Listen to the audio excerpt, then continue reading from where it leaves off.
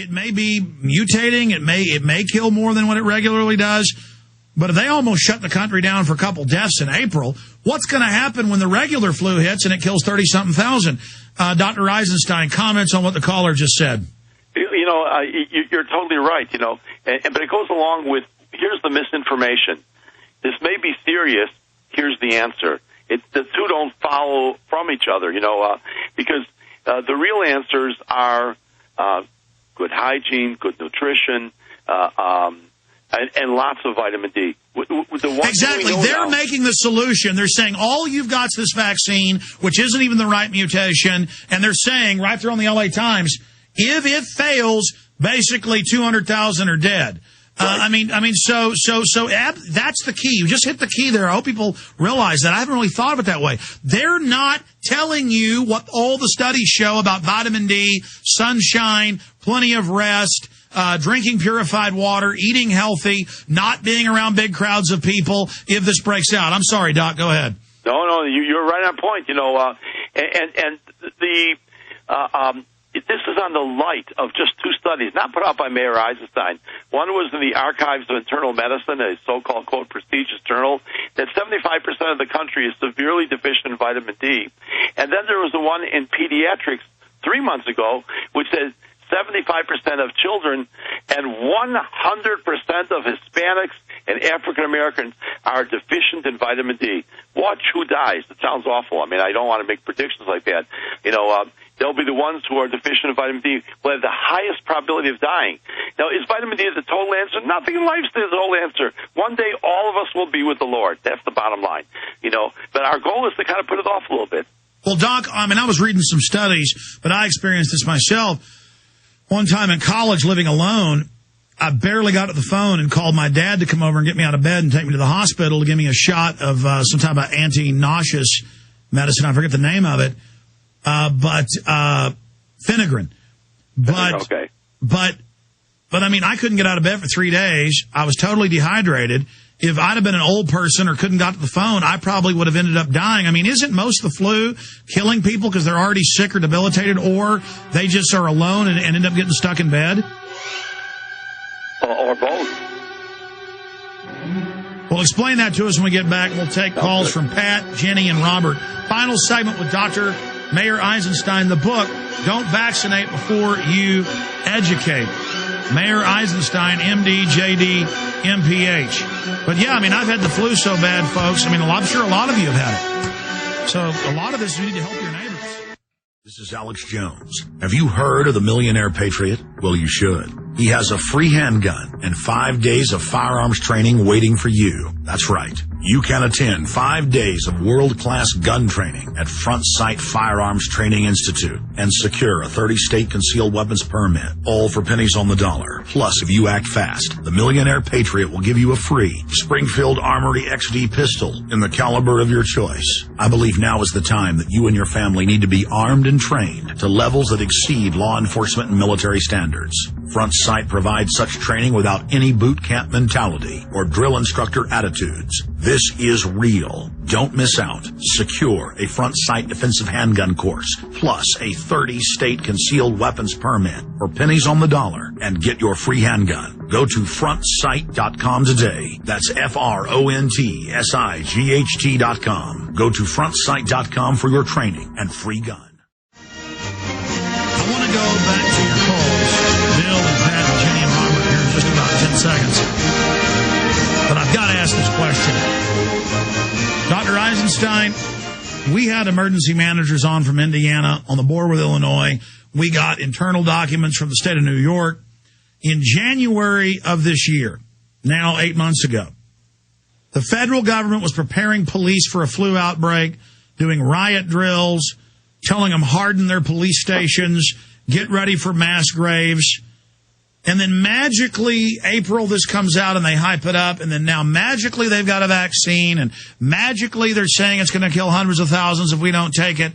I don't see any way this couldn't be rigged at some level. And then a lot of epidemiologists, virologists say this is clearly a manufactured virus. Looks like it was made in a laboratory, was altered. Doesn't really have a pedigree. Any comments on that?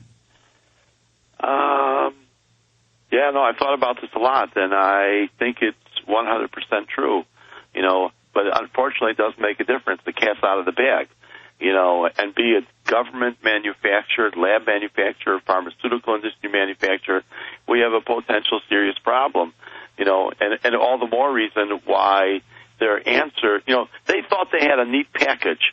They thought they were going to put something out and have an answer for it. That's one theory. Or they were going to put something out that didn't work, but people would get it. A mild flu, which they would be able to then scare people into pandemic. Remember, the word pandemic doesn't mean you're going to die. It means a lot of people are going to get it. There's no question in my mind that millions of people have gotten this swine flu strain. Very few have died relative. It's estimated in this country that between 2 and 3 million people have gotten this flu, the swine flu, including in my practice. I have a feeling we've had at least 100 patients with it. Most people don't get tested, so you don't even know if you had it or didn't have it. What they didn't count on is that it may actually be problematic. It's like they didn't count that it may actually kill people. I mean, that they didn't need it. They didn't want to kill people. That's not their goal. See, killing people doesn't help them sell drugs. They need the people alive and sick. That's what helps them sell drugs. So that's where I see that wouldn't be their agenda. What would be their agenda for mass sterilization and eugenics? They're out of business eventually. It makes no sense, but it makes a lot of sense to keep people very, very sick. Unfortunately, they made them so sick. But in the later phases, they do want the profit phase up front, but once they've already created a fiat banking system of quadrillions in derivatives, then they don't need us because it becomes a resource issue. But right, well said.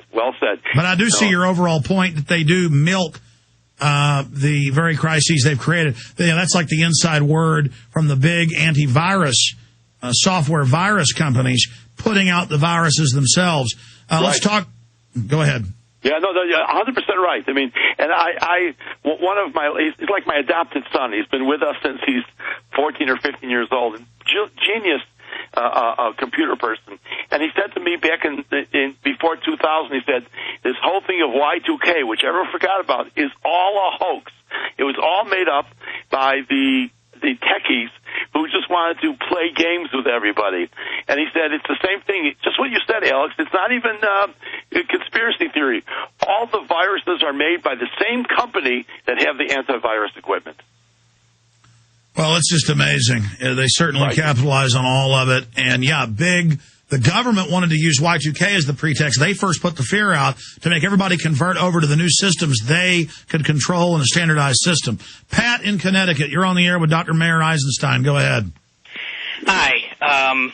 I actually work at a nursing home here in a small town in Connecticut. And one thing I'm kind of getting worried about now is that they're going to start forcing inoculations on us with the swine flu, hepatitis, tuberculosis. And you have to wonder, almost for a second, why would they be going after the nursing homes if, most of the people are already sick with, the dementia and everything else? Because if they can enforce on the nurses and doctors and the enforcers, then they'll more happily try to force the citizens to do it. That's like the Model States Health Emergency Powers Act back in the 2002, 2003, they tried to make first responders do it. In fact, I've got a bigger question for Dr. Eisenstein along that same line. Masses. In fact, now it's out. Half of the UK doctors are saying no. More than half of New York nurses. It was 30-something% last week in New York. Why, in your opinion, are they trying to force the doctors and nurses to do this first? I think you gave the answer. When you get the first responders to get vaccinated, they're more likely to give it to someone else. But when you can't make the first responder take it, and they readily admit they don't take it, then how are they going to enforce it to somebody else? What happens when this is a very powerful statement when thousands and thousands of doctors and nurses say no? I mean, this is I find this absolutely incredible. These aren't doctors and nurses who don't believe in vaccines. We don't have that many doctors who don't believe in vaccines. So obviously they've hit a nerve with these people when they said no. Yeah, why target the old and then women and children and pregnant women when normally they tell pregnant women don't take any shots? They just say, yes, take it, take it. Let me tell you something. I think this is really sinister. You give a pregnant woman a shot, you've affected her baby, and now you got that child to give drugs to the rest of that child's life. It sounds sick. I mean, it's, but can you imagine if you inject now 4 million pregnant women in this country, you've just built yourself a great market. It's so, I can't think of any other reason. The flu shot is called the Category C, contraindicated during pregnancy. In fact, there was a class action lawsuit filed today with an injunction in Washington, D.C. to prevent the administration of the flu vaccine to any pregnant woman. It makes no sense. Amazing. Thank you, Pat. Great points. Jenny in Texas. Jenny, you're on the air. Yes, sir. I have some information I believe is important.